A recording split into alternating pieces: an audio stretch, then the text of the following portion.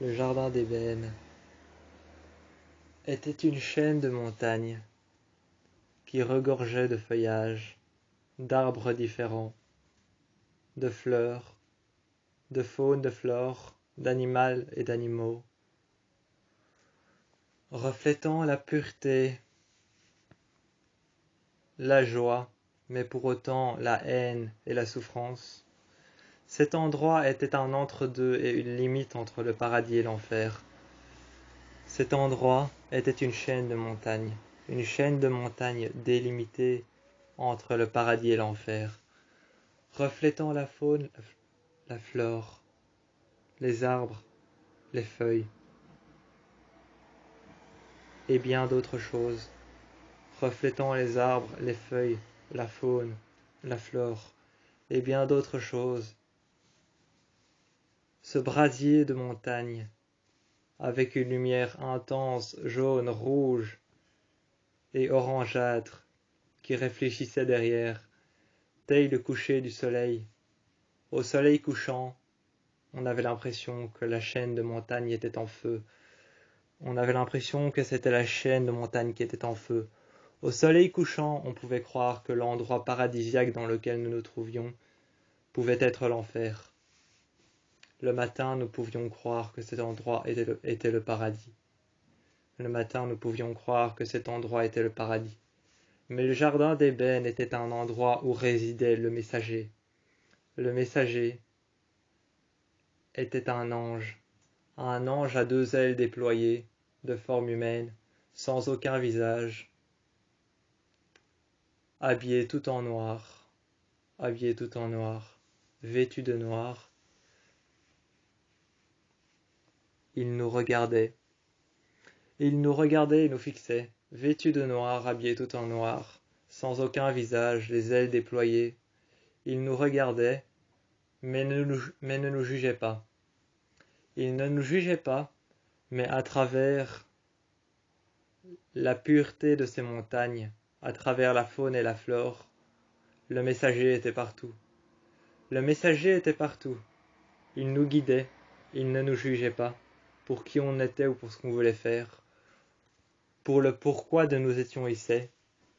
Pour le pourquoi de nous étions ici, il ne nous jugeait pas. Pour le pourquoi de nous faisions cela, il ne nous jugeait pas.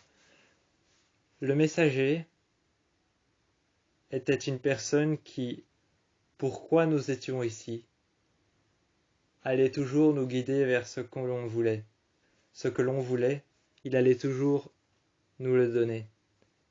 Lorsque nous avions détruit chaque totem et découvert chaque message, ouvert chaque porte et détruit chaque endroit, afin de nous sauver la vie et de sauver Beacon Hills, lorsque nous avions fait ça, le messager nous a accompagnés jusqu'au bout.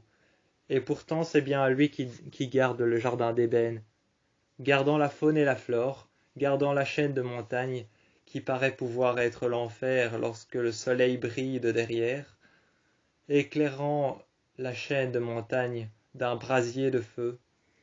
Il peut paraître être l'enfer le soir, mais le matin, cet endroit est le paradis. Le paradis que nous avons détruit, que nous avons dû détruire, afin de pouvoir sauver notre peau, afin de pouvoir sauver notre ville. Cet endroit que nous avons dû détruire, le messager en est pourtant le gardien, le créateur, et le seul à y habiter, mais nous a laissé détruire l'endroit dans lequel il habite. Nous a poursuivis et nous a aidés jusqu'à la fin, à trouver un moyen de détruire les chimères génétiques, l'armée de Théo, les médecins de l'horreur et toutes les choses et les personnes qui nous persécutaient. Le pouvoir de Lydia était revenu à la normale, elle pouvait à nouveau sentir les morts, mais ne pouvait plus les présager. Elle ne pouvait plus présager les morts, plus savoir quand ils allaient mourir, mais c'est-à-dire que son pouvoir était revenu à la normale. Plus rien d'effrayant n'allait se produire à partir du moment où nous sommes sortis du jardin d'Ébène. Nous l'avions détruit, nous avons mis fin au vortex, nous avons mis fin aux médecins de l'horreur, aux chimères, à l'armée de Théo et à tout ce qui nous persécutait, au pouvoir surnaturel de Lydia, qui avait commencé à prendre de l'ampleur sur elle-même, au pouvoir surnaturel de certaines forces surnaturelles qui avaient commencé à prendre de l'ampleur sur nous, des forces surnaturelles qui nous surpassaient, toutes ces choses avaient disparu. Nous avions détruit le jardin d'ébène et ses totems, les chaînes de montagnes et le coucher de soleil étaient revenus créer un brasier de feu par lesquels on pouvait croire que la chaîne de montagnes brûlait, par-dessus lesquels on pouvait croire que le jardin d'ébène était l'enfer.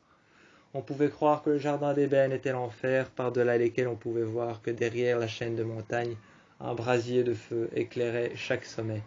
Chaque sommet de montagne était éclairé par un brasier de feu. Le loup blanc et le loup noir se battaient dans un éternel combat. Lequel des deux allait gagner, nous ne le savons pas. Nous ne savons pas lequel des deux allait gagner. Un éternel combat était sur le point de commencer entre le loup noir et le loup blanc. Ces deux loups célestes qui vivent au jardin d'ébène, le jardin d'ébène qui a bel et bien été détruit par nous-mêmes, un éternel combat allait commencer entre le loup noir et le loup blanc. Seulement lequel des deux allait gagner? C'était la seule question qu'on se posait aujourd'hui. Mais les questions amènent à faire des choix, les choix amènent à faire des décisions, et les décisions ne sont pas toujours salvateurs. Alors pour autant laisser ça derrière nous.